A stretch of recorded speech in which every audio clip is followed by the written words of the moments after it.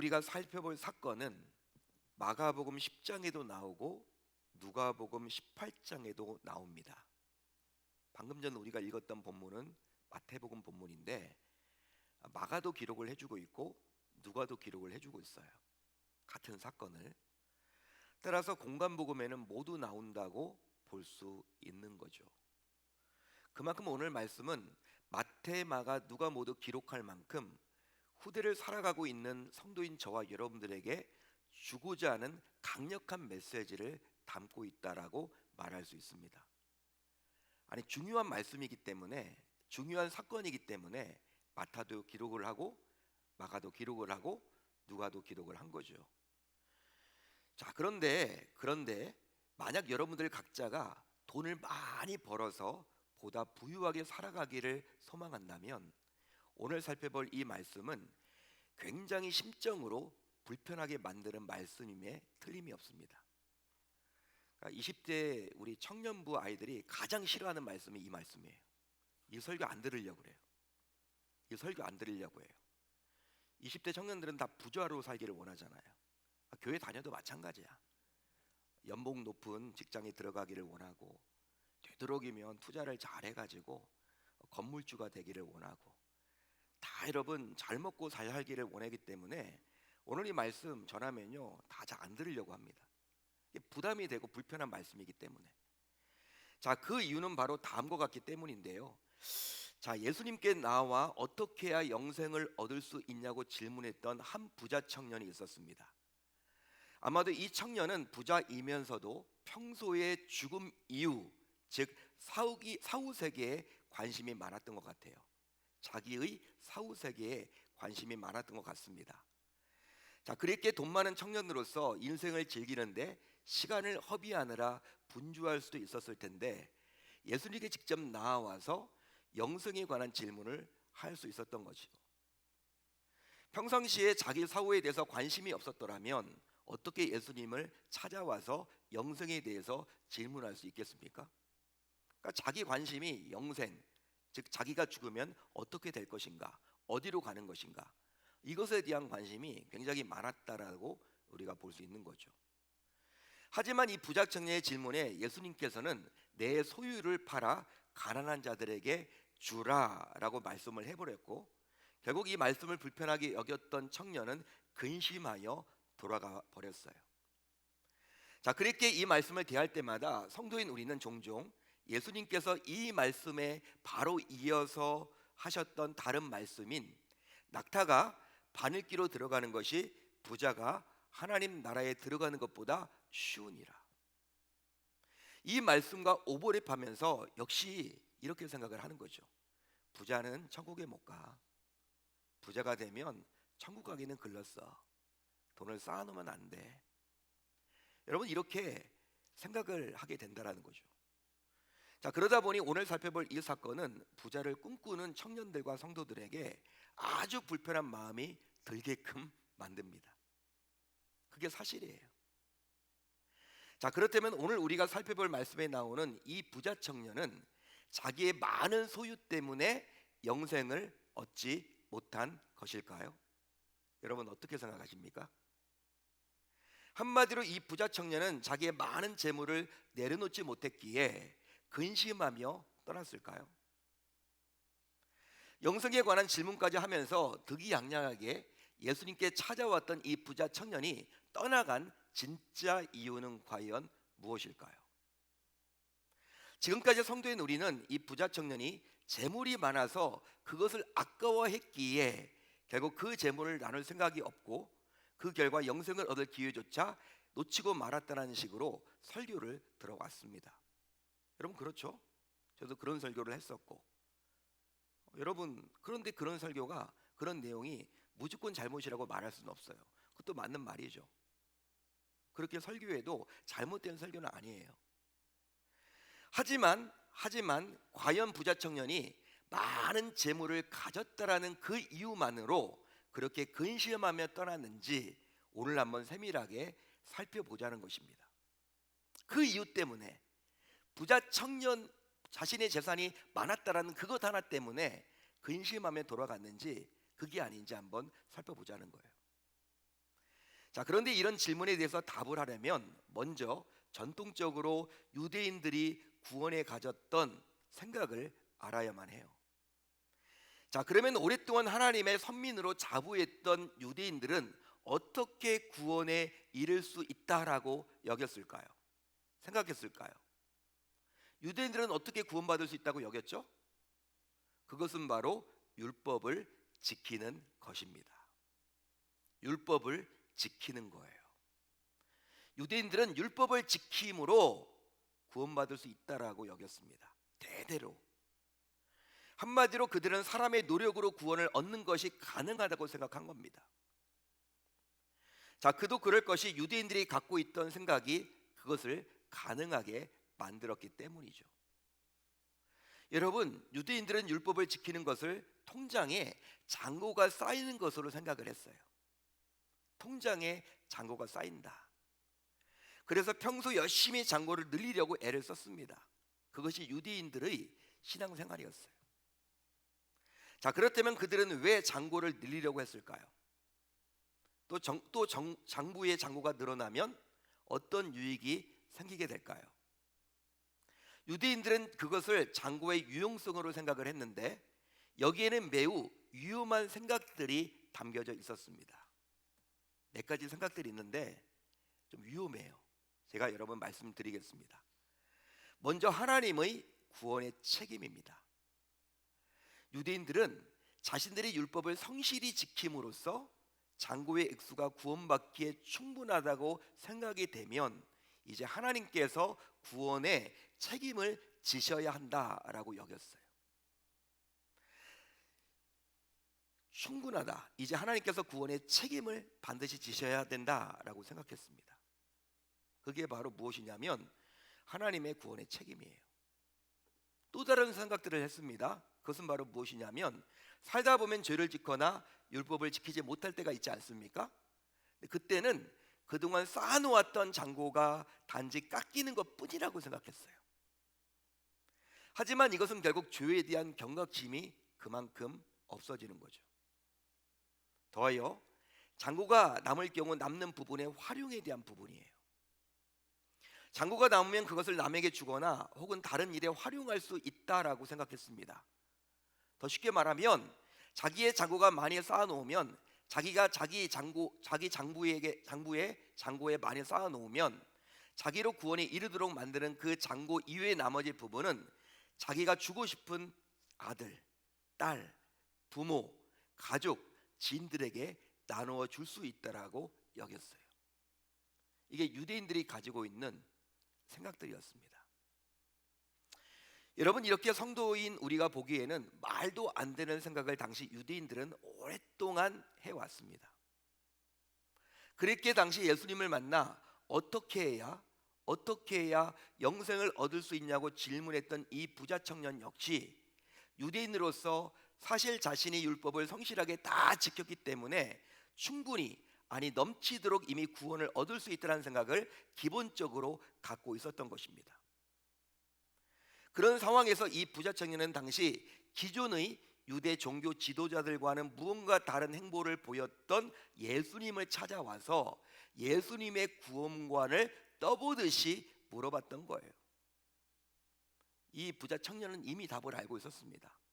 어떻게 해야 구원받을 수 있는지 몰라서 예수님께 물었던 게 아니에요, 여러분. 자기는 이미 구원받을 수 있다.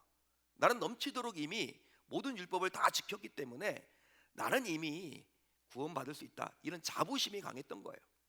근데 예수님은 떠보려고 온 거예요. 왜? 다른 유대 종교 지도자들과는 다른 이야기를 하고 다니니까 여기도 뭔가 있나 보다 와서 물어본 겁니다. 자, 그런데 예수님께서 어떻게 하셨습니까? 내 소유를 팔아 가난한 사람들에게 주라. 그리고 와서 나를 따르라 라고 말씀하셨는데 청년은 그냥 돌아가 버리고 말았죠. 청년은 그냥 돌아가 버리고 말았어요. 앞에서도 잠시 말씀을 드렸지만 그동안 우리는 단지 부자 청년의 재물이 아까워서 돌아갔다고 해석을 해왔습니다. 하지만 과연 부자 청년은 그런 이유로 그리 했을까요? 사실은 그것이 가장 큰 원인은 아니었다라는 거예요. 그가 돌아간 진짜 이유는 바로 율법을 다 지켰음에도 불구하고 구원에 이르지 못한다라는 예수님의 말씀에 전혀 공감할 수 없었기 때문이에요. 예수님이 그렇게 네 재산 다 팔아서 네 소유 많은 재산을 다 가난한 자들에게 나눠주고 나를 따르라 이 말을 하니까 이게 뭐 하는 말이야? 말도 안 돼. 나 이미 구원받았는데. 공감이 안 되는 거예요. 전혀. 돌아가 버린 거죠. 실제로 그는 돈뿐만 아니라 율법을 지키는 것에서도 언제나 장고가 넉넉하다고 여겨왔어요. 아니, 자부해 왔었습니다. 그런데 여기서 우리가 면밀하게 살펴봐야 할 것이 있는데요, 그것은 바로 부자 청년에게 있어서의 핵심은 내가 왜 가난한 자들에게 돈을 줘야 해가 아니라 내가 왜 구원을 받지 못해라는 거예요. 내가 왜 구원받지 못해? 여러분, 이런 생각을 하고 있었다라는 거예요. 그렇게 부자 청년은 아직도 무엇이 부족하니까라고 반문했던 것이죠. 예수님께. 예수님, 제가 이렇게 다 하고 있는데 내 장부에 장고가 이렇게 넉넉한데 충분한데 제가 더 뭘 해야 됩니까? 나 이렇게 쌓아놨는데. 이렇게 여러분 반문했던 거예요. 이처럼 그가 예수님께 반문할 수 있었던 것은 자신이 구원받을 만한 자격이 이미 충분히 있음을 믿고 확신했기에 그리할 수 있었던 것이죠.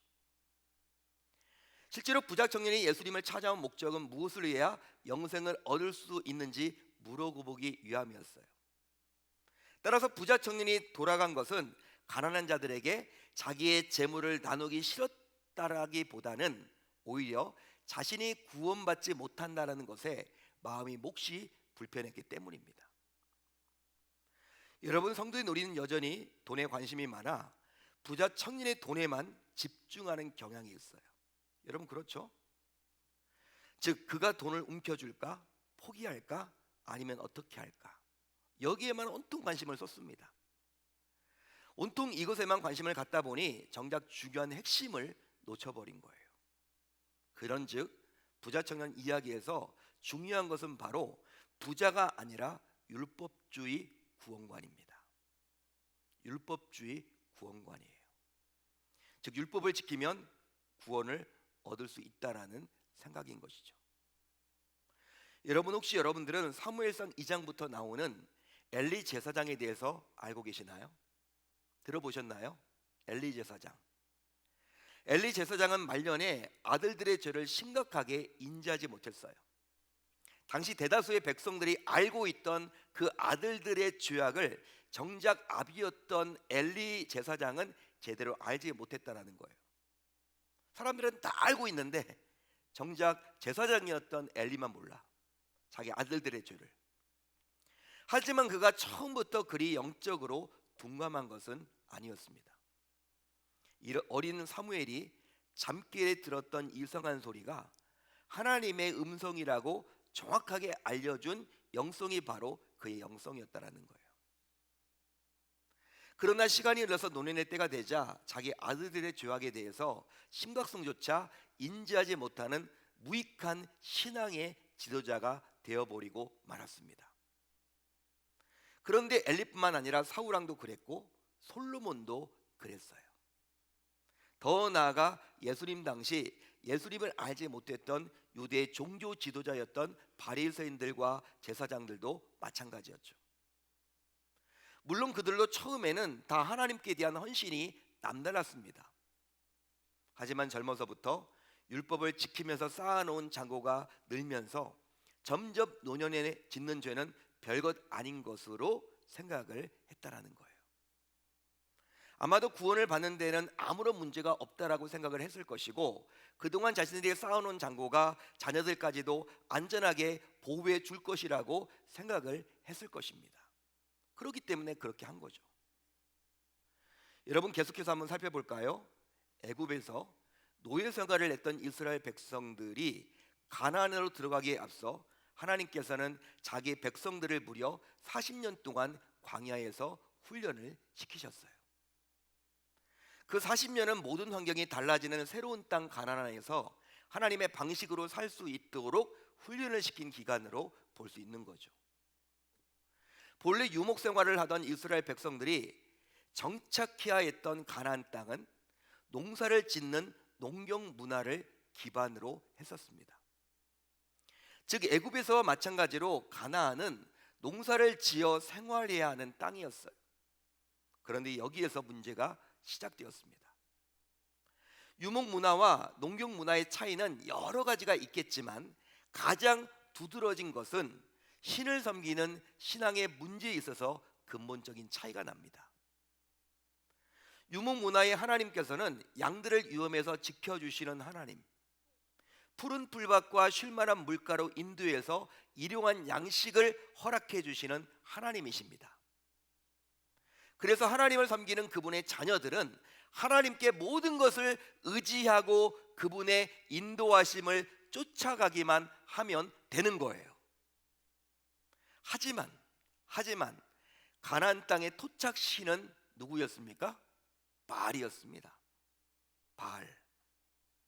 바알은 농경 문화에서 살아가는 사람들이 대대로 섬겨왔던 신인데, 즉 농사를 잘 지어 풍성함을 이루도록 사람들을 이끌었던 신이었어요.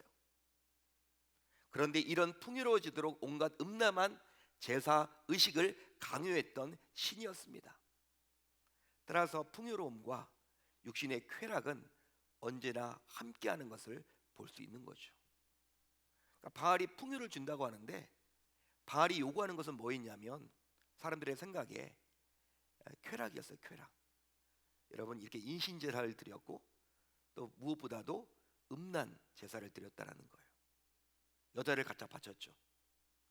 하나님께서는 가나안 땅에 들어가서 생활해야 하는 자기 백성들이 농경 문화를 기반으로 하는 바알 신앙에 젖지 않고 오직 하나님만을 섬기기를 기대하셨습니다.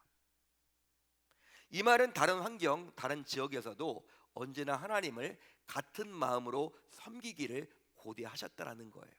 믿으시면 아멘.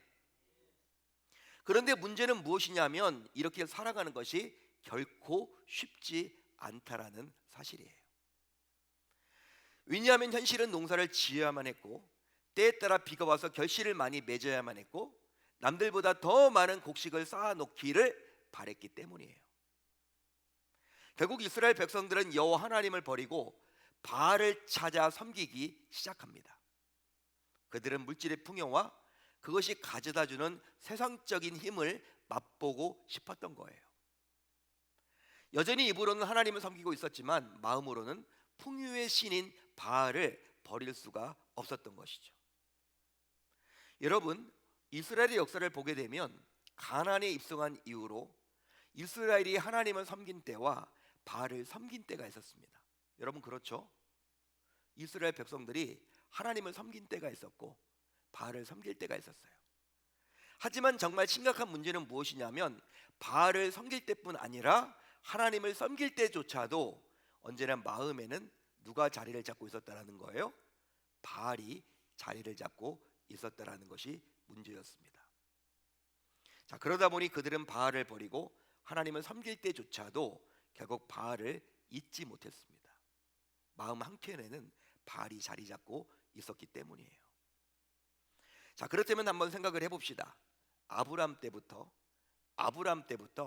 대대로 하나님을 섬겨왔던 백성들은 아무리 먹고 살아가는 문제가 닥쳤다고 해서 어떻게 하나님 대신에 바알을 섬길 수 있었던 것일까요? 말이 된다고 생각하십니까?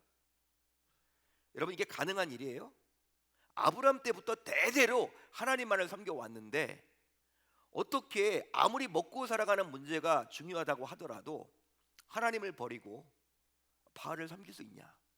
여러분, 그런 질문 해보셨습니까? 이런 의문 가져보셨어요?